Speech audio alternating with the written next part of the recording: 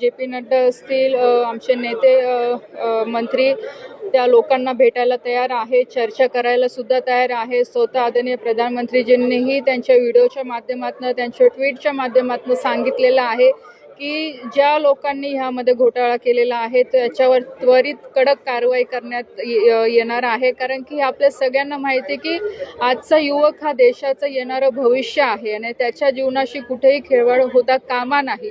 योग्य पद्धतीने कारवाई केलीच पाहिजे, त्या मताचे आम्ही सगळे आहोत। सरकार सुद्धा आहे। आज लोकसभेमध्ये, राज्यसभेमध्ये सरकारकडनं पूर्ण तयारी आहे की विरोधी पक्ष नेत्यांनी पण ह्यामध्ये सहभाग घेऊन याच्यावर चर्चा केली पाहिजे।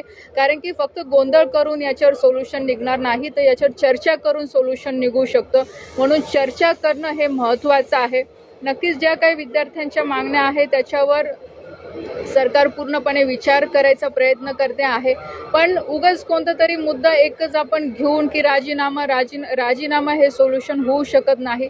कठोर जे हे सगळ्या सिस्टीमशी जुडलेले लोक आहे, ज्यांच्या माध्यमातून हा सगळा पेपर लीक झालेला आहे, त्या लोकांवर कारवाई करणं आणि स्ट्रिक्ट रूल बनवणं की जेणेकरून भविष्यामध्ये अशी कोणतीही परीक्षा लीक होणार नाही, त्याच्यामध्ये मुलांचं, आपल्या विद्यार्थ्यांचं नुकसान होणार नाही, अशा पद्धतीचा नियम करणं हे अत्यंत महत्त्वाचं आहे।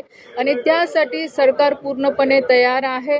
सरकार तेच प्रयत्न करते आहे की आपण जेव्हा चर्चा करू त्याच्यातनं समाधान निघू शकतो। तर मला असं वाटतं की विद्यार्थ्यांनी सुद्धा ह्या गोष्टीकडे लक्ष देऊन, कारण की सरकार विद्यार्थ्यांसाठी नेहमी काम करत आलेलं आहे, ह्या देशाच्या युवकांसाठी काम करत आलेलं आहे। मी सुद्धा आज यूथ मिनिस्ट्रीची मंत्री आहे। मी सुद्धा बघते आहे की आज आपले प्रधानमंत्री आज अनेक वेगळ्या योजनांच्या माध्यमातून युवकांसाठी पुढाकार घेत आहेत। त्यांच्या भाषणातून ते नेहमी सांगतात की ह्या विकसित भारतचं स्वप्न युवकांच्या माध्यमातून पूर्ण करायचं आहे।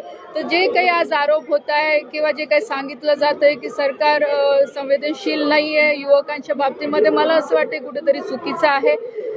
आजचा विषय नाही आहे, तर मागच्या 10 वर्षापासून सातत्याने आदरणीय प्रधानमंत्रीजींनी युवकांना पुढे ठेवून या देशाला पुढे घेऊन जायचं काम केलेलं आहे आणि त्याचे अनेक उदाहरणं सुद्धा आहे। फक्त घोषणा केल्या नाही तर प्रत्यक्षामध्ये काम सुद्धा आपण केलेलं आहे। आणि मला असं वाटतं म्हणून युवकांनी सुद्धा ह्या मुद्द्यावर चर्चा करणं अपेक्षित आहे। चर्चा करावी, चर्चेतनं नक्कीच याच्यातनं समाधान निघेल की जेणेकरून भविष्यामध्ये अशी परत घटना घडणार।